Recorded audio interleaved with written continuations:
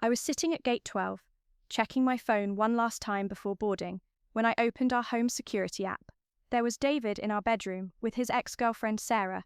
She's so clueless, David. How does she not know about us? What he didn't know was that I'd been recording everything for weeks.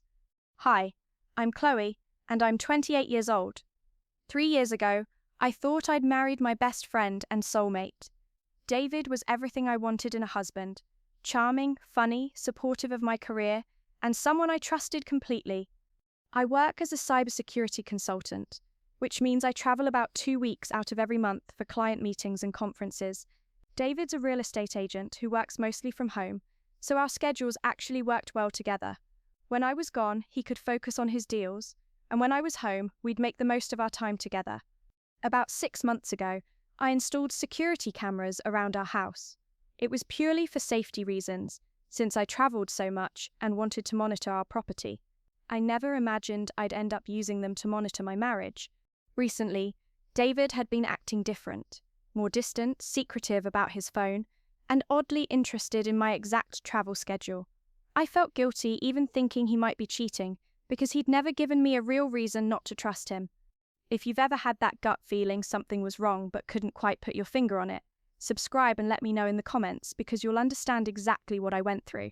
Have you ever discovered something that completely shattered your reality in an instant? Because that's exactly what happened to me at that airport gate. 2 weeks before that devastating airport discovery, I started noticing things that didn't add up.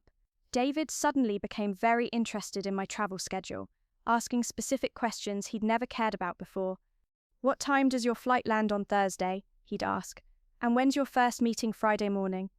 At first, I thought he was just being considerate, maybe planning something romantic for when I got back.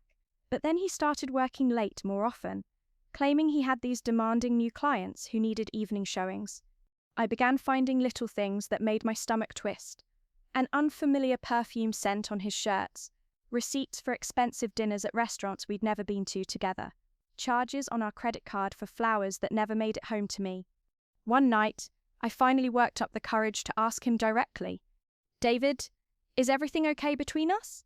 You seem distant lately." His reaction was immediate and harsh. "You're being paranoid, Chloe. Your job stress is making you suspicious of everything. I can't even work late without you questioning me." I felt terrible. "I'm sorry. I didn't mean to sound accusatory. I just miss spending time with you. I can't believe you don't trust me after 3 years of marriage," he said, shaking his head like I'd wounded him deeply. "Maybe you should talk to someone about these trust issues." I apologized over and over, feeling guilty for even bringing it up, but something inside me couldn't let it go. That's when I decided to check our home security footage. I logged into the system and immediately noticed something strange. There were gaps in the recordings. Specific time periods had been deleted, always during my business trips. My cybersecurity training kicked in. I knew how to recover deleted files, even from security systems. It took me 3 days of working on it during my lunch breaks, but I finally managed to restore some of the missing footage. What I found made my hands shake. A woman coming and going from our house like she lived there, using the front door, not sneaking around like a stranger. She had a key. I didn't recognize her at first, but when I enhanced the image quality, my heart sank. It was Sarah, David's ex-girlfriend from college, the one he'd always said was just a friend now. She wasn't acting like just a friend. Once I knew what to look for, the evidence came flooding in like a dam had burst. I spent every free moment during my next business trip recovering more deleted footage, and what I found was worse than I'd imagined. The first betrayal hit me like a truck. Hours of footage showing Sarah staying overnight in our house, in our bed, multiple times over the past 4 months. She wasn't just visiting, she was living there whenever I was gone, cooking in my kitchen, wearing my robe, acting like the house was hers. But the second betrayal was even more crushing. I managed to recover audio recordings from our bedroom camera, and I heard David telling Sarah things that shattered my heart. "My marriage is basically over anyway," he said one night, as they lay in my bed. "Chloe's never here, and honestly, I don't think she'd even notice if I left. I'm just waiting for the right time to end it." Sarah laughed. "She's so naive. How does she not see what's happening right under her nose?" "She trusts me completely," David replied. It's actually kind of sad how oblivious she is. The third betrayal was learning they'd been mocking me behind my back for months. I found recordings of them making fun of my work travel, calling me conveniently absent, and joking about how I was paying for my own replacement with our joint credit card. Because that's what I discovered next. David had been buying Sarah expensive gifts, jewelry, dinners, weekend trips, all using our shared account. Money I'd earned was funding his affair. I started documenting everything systematically, using every cybersecurity skill I had: screenshots, enhanced audio files, financial records, timestamps. I installed additional hidden cameras that David didn't know about, ones that couldn't be accessed or deleted from the main system. Meanwhile, David became bolder and more careless. When I'd return from trips, he'd act irritated instead of happy to see me. He started picking fights about ridiculous things. "You're so controlling, Chloe. Always asking where I've been, who I'm with. It's suffocating. You have serious trust issues. Maybe you should get therapy." Friends began mentioning they'd seen David around town with a new business partner, a pretty woman they didn't recognize. They assumed it was work-related and didn't think to tell me immediately. The worst part was listening to David and Sarah plan their future together while I was thousands of miles away, believing my husband missed me. "Once I handle the divorce situation, we can stop sneaking around," David told her one night. "Chloe bought this house before we got married, but I'm entitled to half of everything now." My blood boiled. He wasn't just planning to leave me. He was planning to steal the home I'd worked years to afford, the house I'd bought with my own money before I'd ever met him. That's when I realized David wasn't just cheating. He was strategically destroying our marriage, while positioning himself to take as much as possible when he left. But he had no idea he'd picked the wrong person to deceive. What David didn't know was that my cybersecurity background had taught me something incredibly valuable: how to build an absolutely bulletproof digital case that would hold up in any court. While he was busy destroying our marriage, I was quietly documenting every single lie with forensic precision. Every deleted file recovered, every financial transaction traced, every audio recording enhanced and timestamped. I had a comprehensive digital trail of his entire affair, organized like the professional investigation it had become. See, most people think cybersecurity is just about protecting computers from hackers, but my specialty was digital forensics and evidence collection. I knew exactly how to gather information that couldn't be disputed, deleted, or explained away. I'd been secretly consulting with 3 different divorce attorneys, showing them my evidence and getting their advice on how to strengthen my case. They were all amazed by the quality and completeness of my documentation. "I've never seen evidence this thorough in a divorce case," one lawyer told me. "Your husband won't have any legal ground to stand on."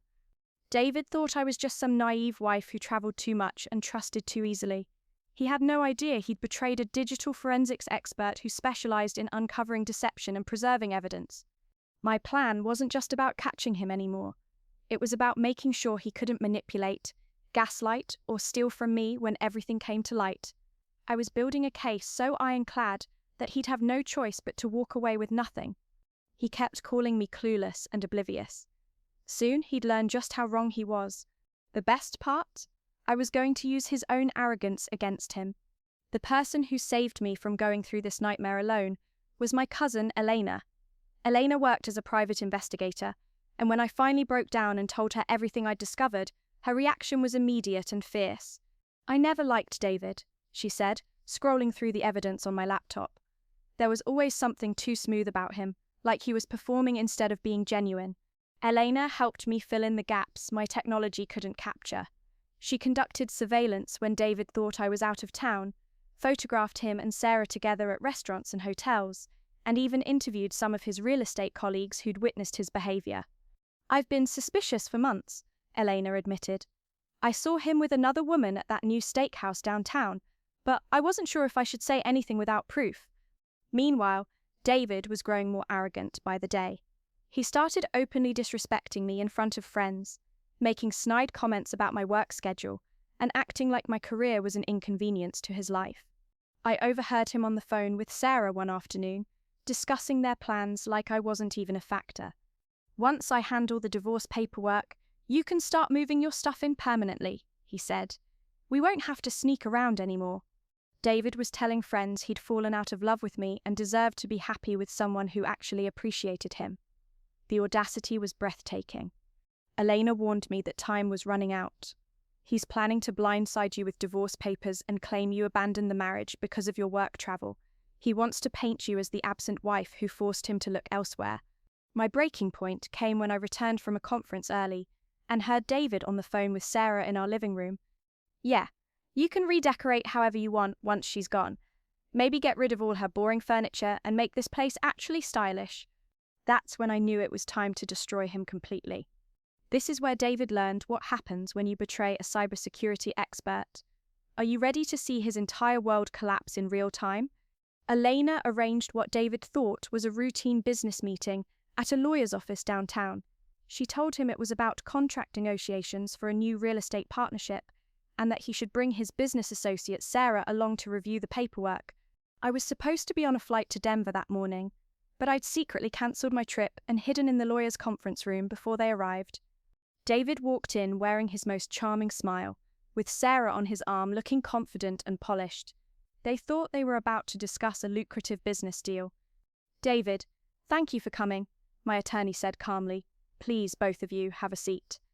That's when I stepped out from behind the door. David's face went completely white. Chloe, what are you doing here? I thought you were traveling today. Change of plans, I said, placing a thick folder on the conference table. We need to talk. My lawyer opened the file and began laying out printed screenshots, financial records and transcripts. David tried to maintain his composure, but I could see panic creeping into his eyes. This is all just a misunderstanding, David said, glancing nervously at Sarah. Chloe, whatever you think you know. That's when I pulled out my phone and played the audio recording I'd captured at the airport gate. Sarah's voice filled the room. She's so clueless, David. How does she not know about us? Sarah's face drained of colour as she realised what she was hearing. David, you told me you were separated. You said the divorce papers were already filed. I can explain, David said desperately, but my lawyer was already presenting the next piece of evidence. Video footage of Sarah using her key to enter our house, credit card statements showing David's affair expenses, audio recordings of them mocking me and planning their future in my home. You've been systematically deceiving your wife and stealing marital assets to fund an extramarital relationship, my lawyer stated. The evidence is comprehensive and undeniable. Sarah stood up abruptly. You lied to both of us. You told me she knew about the divorce, that it was amicable. Sarah, wait. Let me explain, David pleaded. Explain what? That you're a liar who manipulated two women at the same time. Sarah grabbed her purse. Don't ever contact me again. As Sarah stormed out, my lawyer presented David with my terms. He would forfeit all claims to my premarital assets, pay for his affair expenses from his own accounts, and sign an agreement admitting to adultery. Next time you cheat on a cybersecurity expert, I said calmly, remember that we see everything. David's lawyer whispered urgently in his ear. He had no choice but to sign. The divorce was finalized within 6 weeks, and I got everything I'd asked for. David's ironclad evidence meant he had zero negotiating power, and his lawyer advised him to take the deal rather than face public humiliation in court. David's reputation in both his professional and social circles was completely destroyed. Word spread quickly about his systematic deception, and several real estate clients dropped him when they learned about his character. His business partner even dissolved their company, saying he couldn't work with someone so dishonest. Sarah blocked David on every platform after discovering the full extent of his lies. Elena's investigation revealed that David had cheated on at least 2 previous girlfriends using similar manipulation tactics. He had a pattern of finding trusting women and exploiting their kindness. David made desperate attempts to reconcile over the following months, sending flowers, letters, and even showing up at my office. But I'd already moved on emotionally. The betrayal had actually freed me from a marriage built on lies. I kept our house, got a promotion at work, and started traveling for pleasure instead of just business. The life I built for myself was infinitely better than the one I'd shared with a cheater. Sometimes the worst thing that happens to you leads to the best thing that could happen. Trust your instincts, document everything, And never let anyone gaslight you into doubting what you know is true. Never ignore your gut feelings when something feels wrong in your relationship. If this story inspired you to trust yourself more, give it a thumbs up and share your thoughts below. Let me know in the comments if you've ever had to use your professional skills to handle personal drama. Subscribe for more stories about people who turned their pain into power. Remember, the truth always comes out, especially when you have the skills to find it. Right now, you can see 2 more videos on your screen. Don't miss them. Both carry stories that will stay with you